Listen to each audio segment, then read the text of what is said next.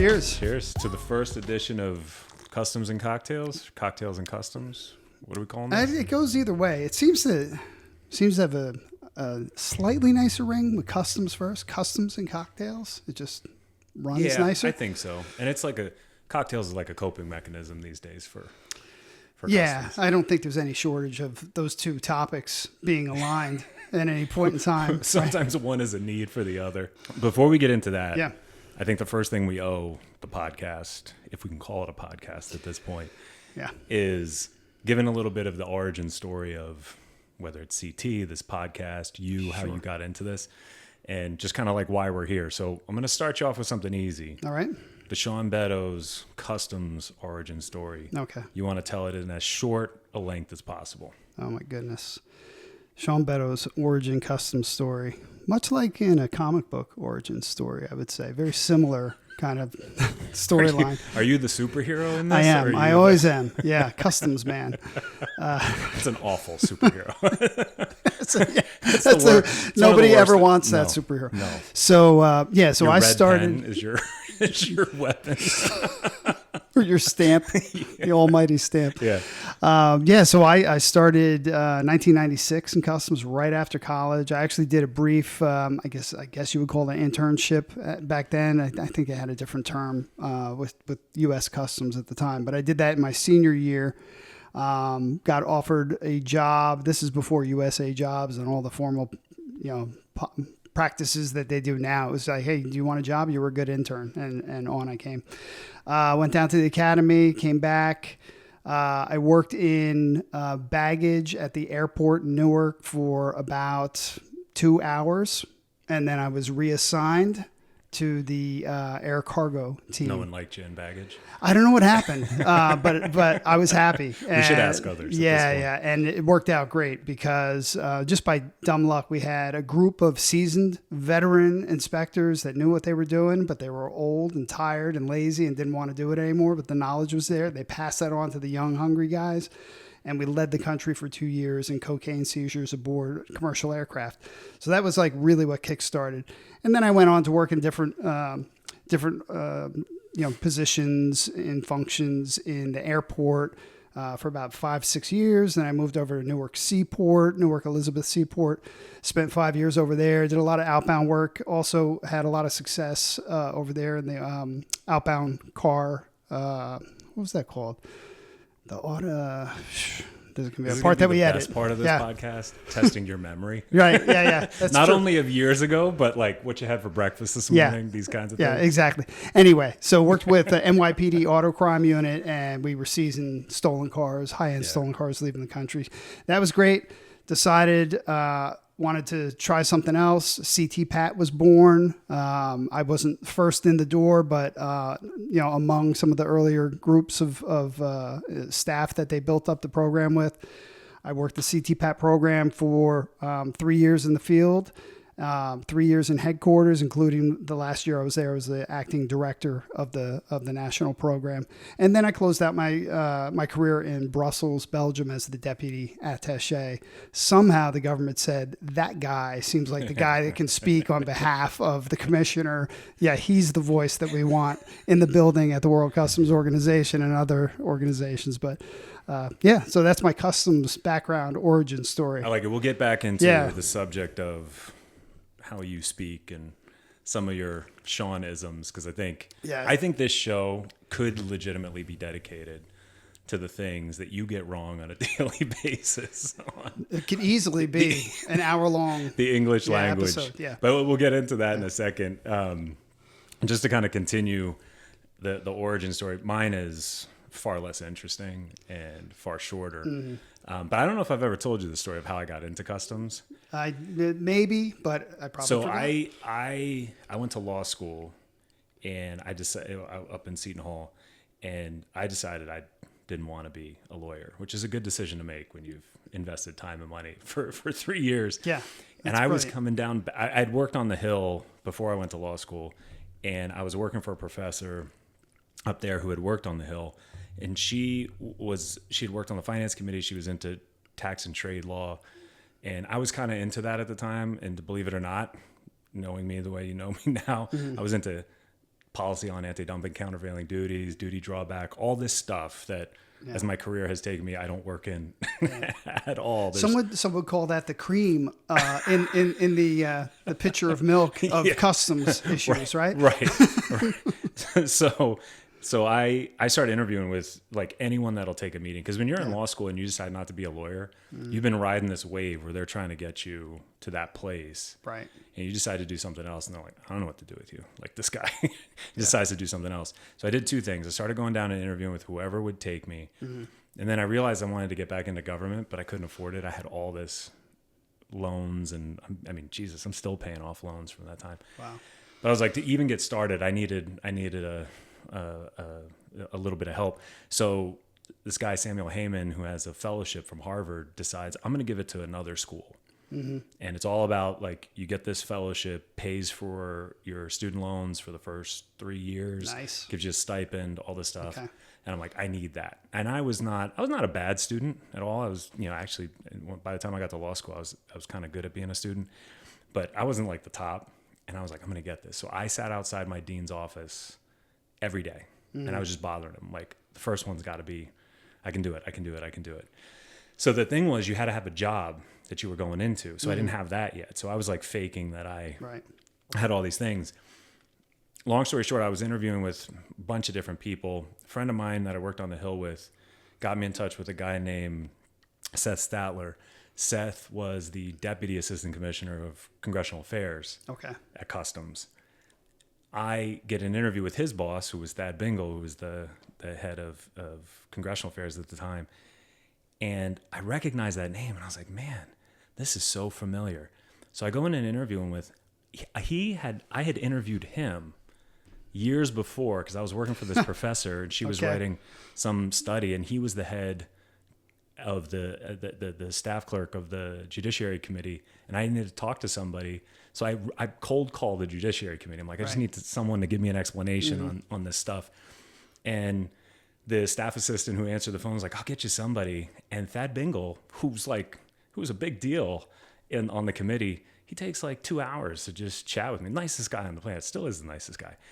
And so I remind him of that. He remembered the conversation, and then it was like, that was it. And he said at that time, there wasn't anyone who was focusing on a lot of the trade issues that were coming up. And then I get into congressional affairs, and the 100% scanning mandate was going through Congress. And that's the only thing I worked on. So I never did anything trade related. I never did anything on what I was trained to do until later in my career working for different people. But yeah, I mean, it was an interesting way to get in there.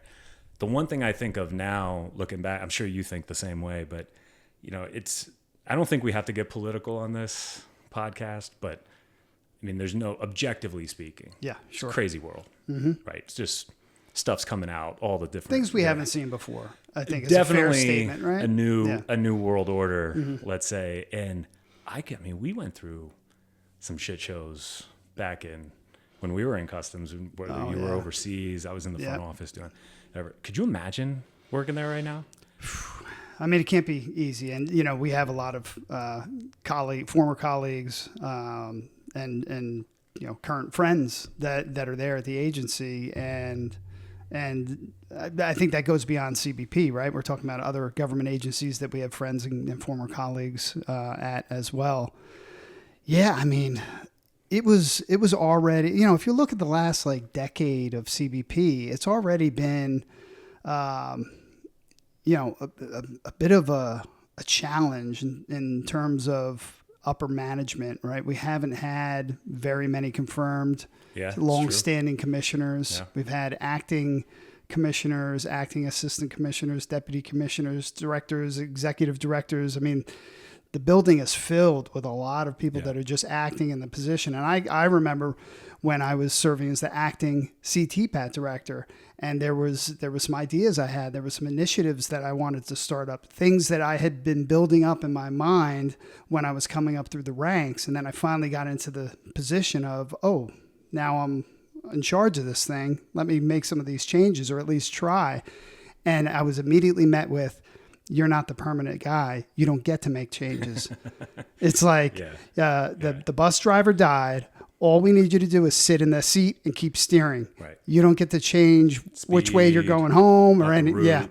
And so, I think we're in a situation where it was already challenging. It was already unpredictable. But now the unpredictability on top of those challenges that never went away is just so much worse. I would imagine almost on an hourly basis now in the organization, you're like, I don't know what the hell is going to happen next.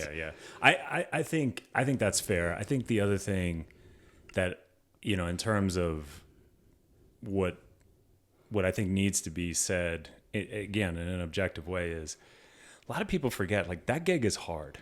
Yeah. On the easiest day. Absolutely. That gig is hard. Being in CBP, in wherever you are, that's it's a broad mission. Mm-hmm. A lot of people are trying to do their best. And we were just talking about this today. The thing that the private sector, the things that your stakeholders want is predictability. Yeah. And, the best version of a CBP official wants to provide that, right? You want to be able to tell somebody who's bringing their goods in, like, hey, look, this is what you can expect. It makes my life easier, makes your life easier. This is what you can expect. This is what you need to do. Let's get that squared away. Let's mitigate any risk. Let's do that.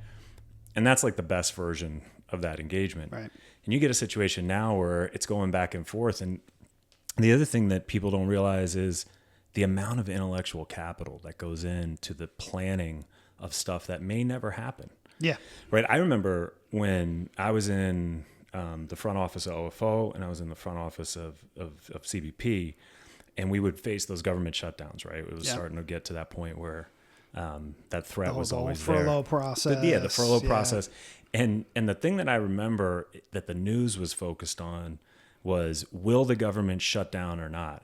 But what you see on the back end of it and the behind the scenes is, like, for the weeks leading up to it, you're taking people away from a critical mission or supporting a critical mission, right? Like the term, and clearly, not to interrupt you, but I will. Yeah. Clearly, that's something that I would say the general public is unaware 100%. Of. They just hear a government shutdown. They know that there's some complications with that, but they don't realize the operational impact and the loss of quality resources by CBP during that time. And leading up to it, it's incredible. Yeah, I mean, we would go through this exercise. I think when I was there, we went through it 3 times. The government shut down twice. Mm-hmm. We went through it 3 times in that span. And then there's multiple other times where, like, the threat starts coming and you start coming like, all right, we need to plan. We need to know who critical personnel are. We need to, how are we going to do this? Right. And then it happens again and again and again. And when you're in a situation where you as the agency can't plan and be predictable, it's really hard to give that predictability, back to the trade. So I think it's, it's a tough time. I know we spend a lot of time in what we do now trying to think of ways, now that we're on the private sector side, right? Trying to help our clients and figuring out ways to at least give, a plan for predictability. Right. But man, my heart goes out to, and like you said, our friends, we had no lives when we were in the agency. So all our friends are still there. So my heart goes out to them. We're connected by the same trauma. Yeah, exactly. And, well, and the other thing is you definitely build, it happens to me. I'm sure it happens to you when you come out on the outside and you start a business like we have. There's got to be calls back into CBP, right? Course. Like there has to be. Yeah. Right? That's what we all do. Well, and at the end of the day, that's not necessarily that's not what we have to do for ourselves. It's kind of an extension of what CBP should be doing anyway. Right. We're just helping that connection. Yeah. Yeah, definitely. And the thing that always plagues me, and I know it does you, is you're like, oh man, I can't bother them on this one. Right. They're going through enough. On this. So even selfishly, the kind of day they're having. What they're having. Yeah. And like your call is like, please, can I at least make your day a little bit better? Can you just get to like, tell me this. Right. And if we can help that in any way, I think that's what we're trying to do. I think the bottom line is like, look, it's a hard gig. It's a tough mission. It's a cool mission, right? Like the people working on that are really lucky to do it. But man, it'd be nice to get some predictability. I mean, and the other thing, I won't belabor this point, but administrations come and go, right? That has always happened. We've all experienced these changes, and there's new approaches in each one. And there's always that unsettling moment at the beginning. Yeah. And you hope, like, okay, we can all agree or disagree with policy, but like, let's get to a point where it's predictable. I don't want to belabor this point too much. So I'm gonna switch to something that I teased at the beginning. But before you do that, I think we owe it to the title of this podcast or whatever it is to just, well, first of all, cheers again. There you go. Let's just celebrate this cocktail, right? Mm. This is an Aperol Spritz. Andrew and I always say, like, certain times of the day or that's funny. Certain times of the year are certain cocktails. And today's like a spritz day. It's sunny and a little warm, not overly warm, but it's a nice day for a relaxing, refreshing Mediterranean cocktail. So I'm very happy to celebrate this cocktail with you on this episode. I also appreciate you giving us your house. Thank you very much. You guys don't know, this is Shawn's corner of the world. And speaking of your corner of the world, and your wife and daughter are nice enough to let us, take over the house for a little bit. Getting back to what I was talking about before. Mm-hmm. I don't know that many people know this about you, but it's one of the things that makes me laugh out loud is your just incredibly ability to get common sayings wrong in the English language. And I'm going to give perhaps two. concerning. I mean, it's something. But I'm going to give two. Okay. I'm going to give the one that made me realize it. And I didn't know, and I've known you for a fair amount of time now. Let's say 15 years, like maybe even longer at this point. And I didn't realize it until you started working with us. And you sent me an email you were sending to some client. Yeah. And you said, hey, just check out this email. Just want to proofread it. I'm going to send it out. I was like, yeah, no problem. And I read it and it looked good. Except I said, I think autocorrect changed this. And it said, for all intensive purposes. And I said, well, obviously it's intents and purposes. So just make that change. And immediately you called me and you said, do you know how many emails have gone out? with that? Countless. I can't believe this is the way your brain works. What gives me some sense of comfort in that story is that without a doubt, there were some people on the receiving end of those emails that were like, these are intensive purposes. Well, that's the best part. This is the best part of this whole situation, that you have, and quite often, rational explanations for how incorrect Makes you sense are. to me. Sometimes I'm just wrong, but usually there's rationale about why I think I'm right. Yeah.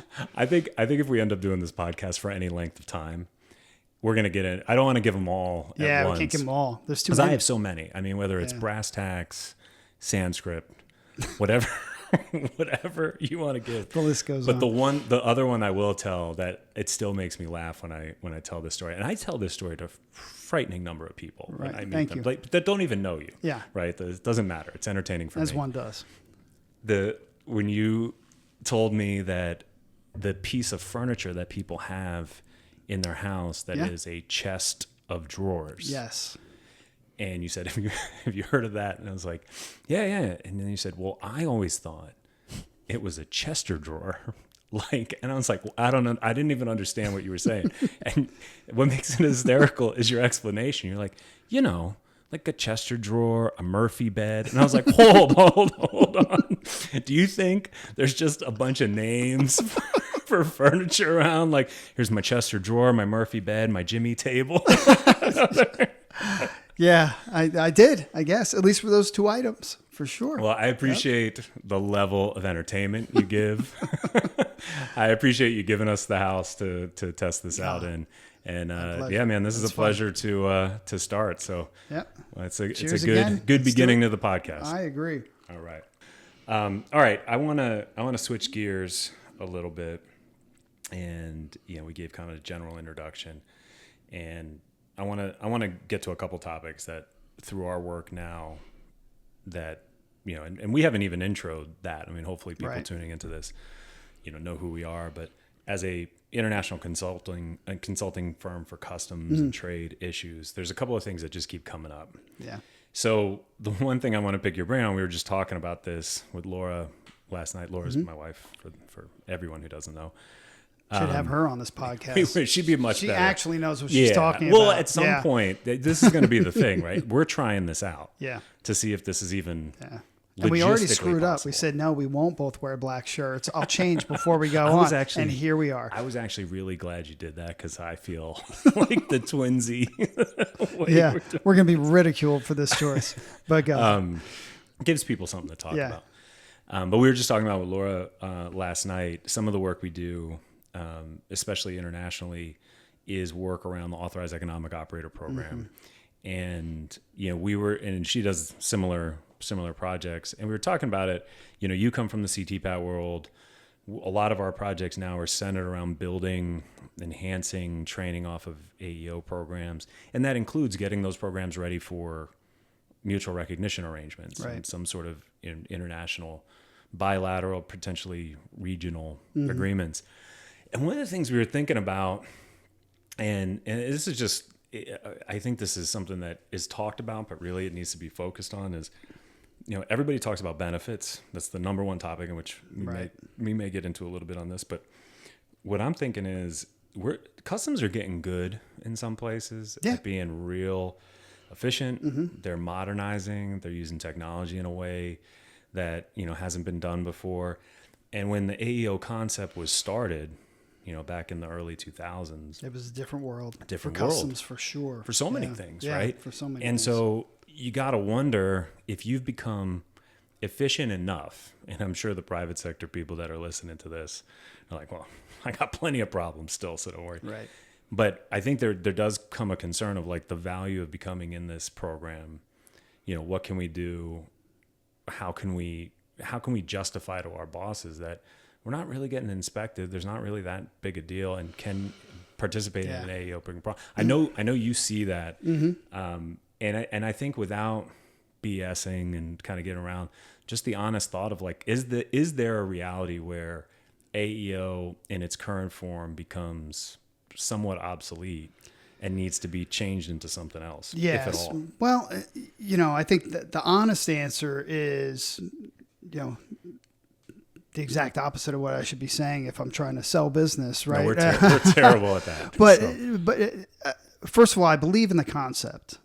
I always have. I really do. I believe in the concept. I still think the concept is very valid, right? You identify a group of trusted traders, and through a mechanism, you gain a level of trust for their operations, and then they get facilitated in a different way than other traders. It's simple. But more importantly is to have that relationship, there has to be communication. So now you have, at least in theory, you truly have a partner, right? Yeah. So customs has a question about, maybe a new regulation that they're considering. They can reach out to some of those members and say, hey, if we were to do this, how would that impact your particular business, right? And so I really do think it creates a very positive space for trade and customs to coexist. Now, is it perfect? Absolutely not. Around the world, you're going to find different versions of the success. But to your point directly, the pillars and the foundation that the AEO programs were built on all these years ago. What was the Safe Framework of Standards? It was like 2006 or something at the WCO, right? Yep. So we could be. By the way, we could be way off. We could be way off. I think we're pretty close. I think we are. So 20 years, right? 20 years they started putting these programs together, and basically. They're still standing up today, brand new programs based on 20-year-old ideas. But the question is why? Like, why do they still? Is it the benefit of the program itself? Yeah. Is it the momentum of just like, hey, everybody's got one. We need to get in on that. I think so, and I think there's decisions that have been made or things that have been put in place to support that way of not changing things, like the WTO with the. Trade Facilitation Agreement, and I forget what is that in chapter 7 or 13. I tried. For all intensive purposes, that could be. I tried, but that was a reach too far.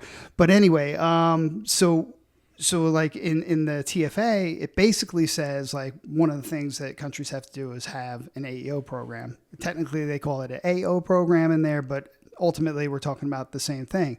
So countries are like, okay, it's just something I have to do, rather than, probably going through a real good analysis of, does this even work in my country? Yeah. I forget what your wife was pointing at a particular country as an example where the facilitation for just regular customs operations for regular companies, they're all receiving like incredible facilitation. Like there's just no issues. Right. So what in the world is AEO going to offer them? Oh, you get front of line benefits. I'm never in the back of the line.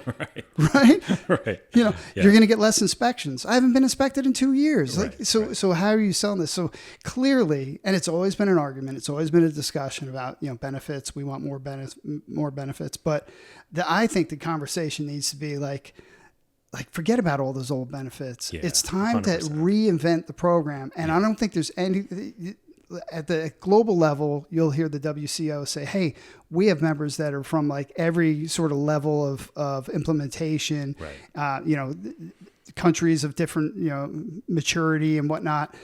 So you can have a tiered approach, right? Companies that fall into this category, this is what you can offer. But other countries that are really advanced in their customs operations, their AEO program should be really advanced. And we should be looking at like really cutting edge, difference making benefits. And ultimately, AEO is never going to get to where it has to go if it just stays within customs. It has to connect these other agencies. Yeah. Has to. Yeah, and I think to that point, you're getting at something, whether it's agriculture, sanitary, phytosanitary, whatever it is. I think one of the cooler things that we start to see around the world is whatever stage of development the customs administration is in, and it doesn't necessarily have to be with AEO specifically, but it's a good focal point, especially for this conversation. One of the most interesting things that you see is you don't have to go through some predetermined evolutionary step process to where, the U.S. has been doing it for 20 years. Other countries have been doing it for close to that. And they've like built upon, that program in a certain sequential way. Man, you can learn from all that. Right. You can jump right into it. If you got a willing, participant in your agriculture inspector, partner, do it. Like start off with that. Like it doesn't have to be, in a way. And I think the other point that I think you made that was pretty good was, what is just going back to that true benefit of the program. And I think you hit it. It's like we spent a lot of time focusing on the tangible, practical benefits from the line, less inspection, but it's a framework for collaboration, right? It's a way to just like organize two entities, private sector, public sector, and then on an MRA, across internationally, just ways for them to have a discussion point. And I think, when we talk about the work we do, the clients that we have that leverage that membership, and I think that's the best way to put it, they leverage that membership to do other cool stuff in partnership with customs. Right. It's not about, I'm going to do this to achieve or to show that I can be like a platinum AEO member, or I'm going to exceed the standard and this is what it's going to get me. It's like, no, I'm this trusted member. Customs, that. I'm going to come in, I'm going to offer you maybe some other way to collaborate, and we're going to be able to do that. I mean, we've seen that in a number of different ways without, outing anybody, whether it's advanced information, whether it's, some level of pre-inspection that goes on that's vetted and audited. I mean, those are things that are just cool. And the one thing that all those examples, like you said, not bringing up specific clients or companies, all those examples have in common is all of those companies and all of those relationships started under AEO, CTPAT, whatever you want to say. It's the true collaborative, cooperative foundation for customs and trade. And there's so many more things that could be done. So that's a benefit. And how do you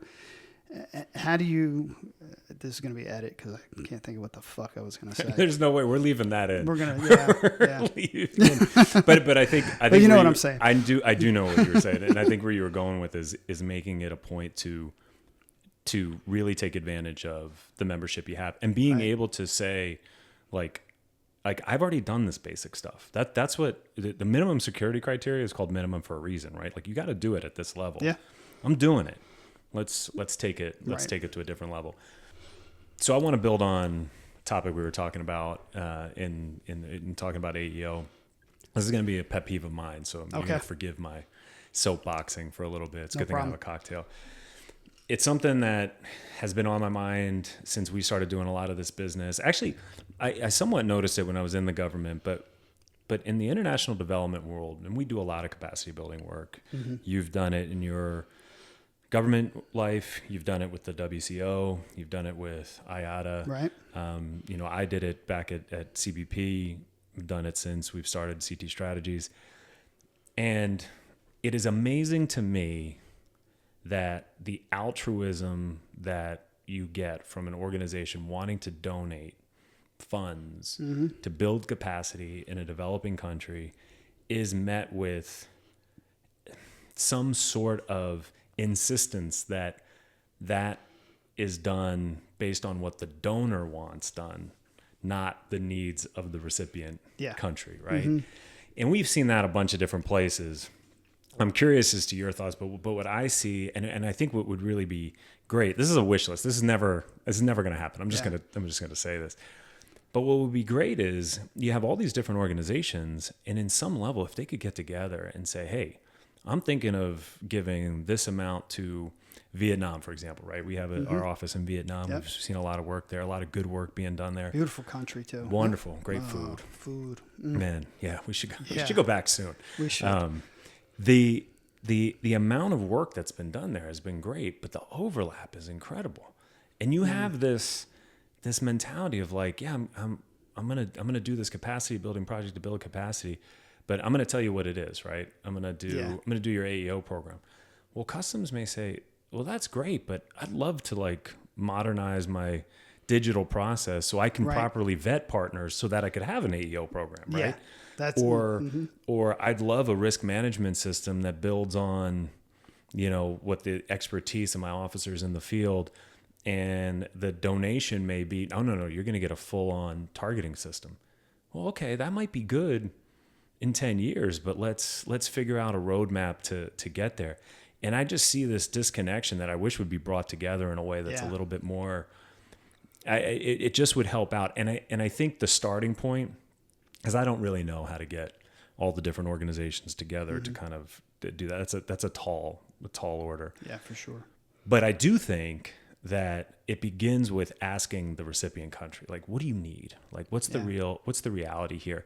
And talking about where we started the podcast on the politics and the environment that we're in, it seems a little weird to talk about international aid, but objectively, we are seeing a realignment in how that money is put out, certainly from the American perspective, right? I mean, around the world, there's some, ebb and flow and augmentation and constriction that is happening in other countries.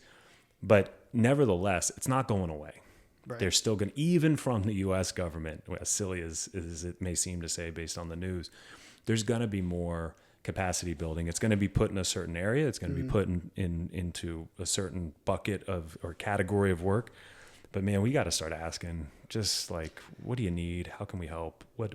Just a simple, like, honest. Tell me what you got. Tell me what you need. And that's. I mean, while we do a lot of that work, it's on the implementation side, right? So somebody says, "Hey, we got this money to do this project," and we say we can do that, right? But so I don't really understand how they move the money around and they make those decisions. That's other organizations. But I see the challenge. It's on both sides. I've actually been in the process where it's like, hey, you know what? There's another project we want to do, and let's ask customs what their 3 priorities are, and maybe one of those aligns with what our organization wants to donate money to.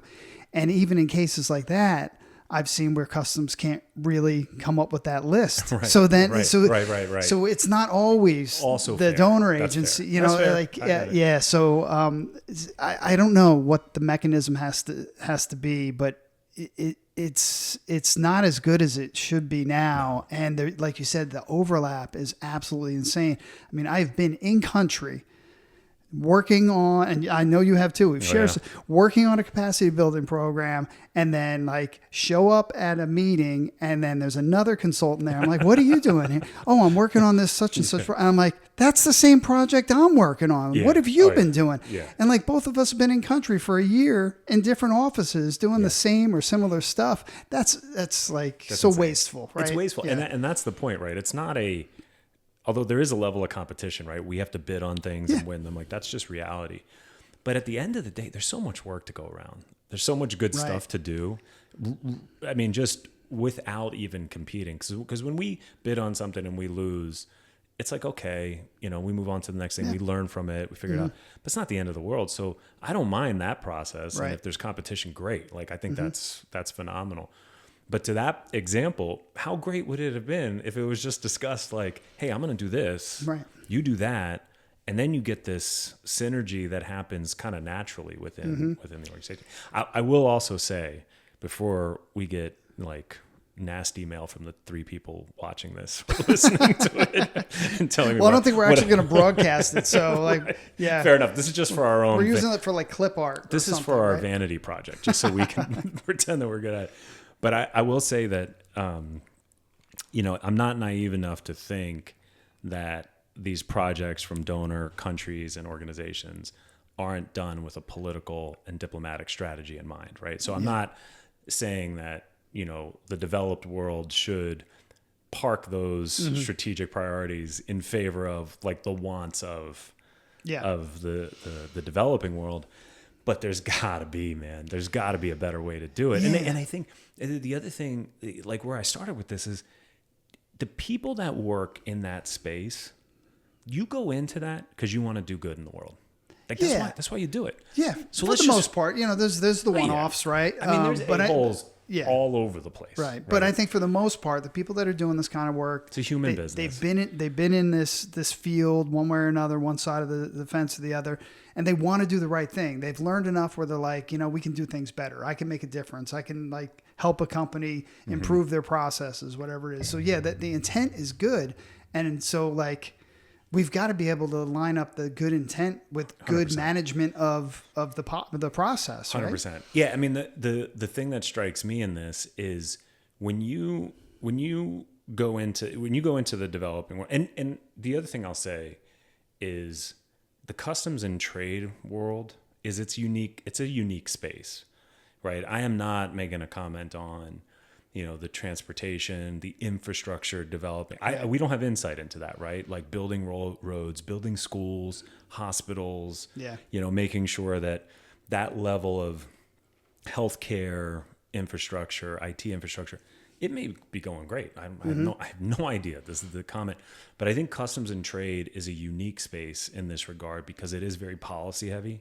Yeah. And so it's somewhat easier to get drawn into this overlap that, may just be, one country or one group saying we want to do this and the other one saying us too, and not coordinating, going to the country. Yeah. And if you're a country that's being offered, capacity, you're going to say like, okay, I'll take it. I don't need that, but I'll take this. And I see that too, right? Yeah. And that nobody's checking that. Right. Right. So the country says, yeah, I'll take that. Nobody actually says like, do they need it? Is this a good investment of the money? Because we've been, there's certain parts of the world, it's more common than others. Like if 3 different donors offer them the same thing, they'll say yes, yes, yes. And they'll just schedule it in different months. They'll take whatever they can get, That's right? That's right. And you can't fault them for that, but the oversight has to be better. Yeah. And I think it will be, incumbent on those of us in this space to do it. I think the other thing that I would like selfishly, right? This is now the corporate side of this podcast of us talking about it. But selfishly for me, what we provide, and we know a lot of organizations like this, right? The Global Alliance for Trade Facilitation, talking about Laura and the work that they do. The offering of really discrete, practical deliverables, I think can cure a lot of that. And I think the focus can go from these big, huge, multi-year analysis, gap analysis, implementation, planning, strategic building, projects, and those are useful in some places. But let's get in the room and just talk about like these things we can deliver that'll have a lasting impact, right? Like, you know, I remember, you know, you see these projects like, you know, modernizing the eFIDO certificate, right? Like immediately you walk away, now those exporters have a leg up on some, it's just a leave behind, right? Like there's a way to measure that. And it's very difficult to have overlap in that, right? Because it's discrete, it's specific. It's like, I'm doing this. If anyone came in and was working on that at the same time, you would know instantly. Yeah. Right. So there's no, so bringing that level of practicality, and again, it's selfish on our part because we live in that small, discrete, deliverable space. Yeah. Maybe that's, you know, one of the solutions we can see. Anyway, that's my soapbox for a little bit. I wanted to get that off my chest because we were just talking about it. We've all got our demons we've got to deal with, right? I mean, if this is the worst, I got to get off my chest on a Friday afternoon. Yeah. I'm doing all right. I'm doing fine. Anyway, I think it was a good start. You know, I think you know, just being honest with anyone listening to this or nobody, the Vanity Project, we just want to see if this kind of works. And, you know, you and I spout off about a bunch of stuff that, you know, you think, where's the outlet for it? Right. I think the idea of this was we talk about this stuff every day anyway. All the time. You know, whether we're both in the office together and, you know, we start chatting about it, or we're on a side call, or we're on a personal telephone call and it spews into that call. We're just always talking about this, and it's often over cocktails anyway. Yeah. So like, why not like just try to capture some of this and see if there's any value to people hearing what we're saying. And I think ultimately it's not like what we're saying. It's like if we're saying something that makes people want to react in one way or another. Yeah, just like spark a conversation. Spark a conversation. So. Yeah, I will give credit where credit is due, or maybe no credit, depending on how you want to read this. Okay. Like, we, of course, are happy to do this, and we're having fun. We have our drinks. We talk about this. But the real reason we're doing this, and credit to Claire and Aaron for coming up with this, is, you know, they were like, because when we were talking early on in the year, and we're like, man, we need to get thought pieces out there. And we were talking about the written word, right? Like putting papers out there. And they must have been like, I got so much shit going on. Yeah. I cannot edit another document. Document riddled with spelling errors. Yeah. Like, let's give these two morons something that they'll happily do the work on. Right. Like, we set everything up. We're doing the talking. We'll do the editing. Yeah, they don't have to do anything. It's just their idea. It's really brilliant. What they did was they gave us a coloring book. And literally we're sitting in the corner doing the coloring book. Yeah. And it's like they're probably having a nice afternoon, like early cocktail themselves, right? Yeah, I celebrating this moment. Here's the cocktails and customs, right? They haven't asked us for anything. They haven't had any stupid Friday afternoon ideas that I got to act on and worry about all weekend long. Oh, it's hilarious. But no, this has been fun, man. And hopefully we'll be doing more of these. Yeah. Cheers.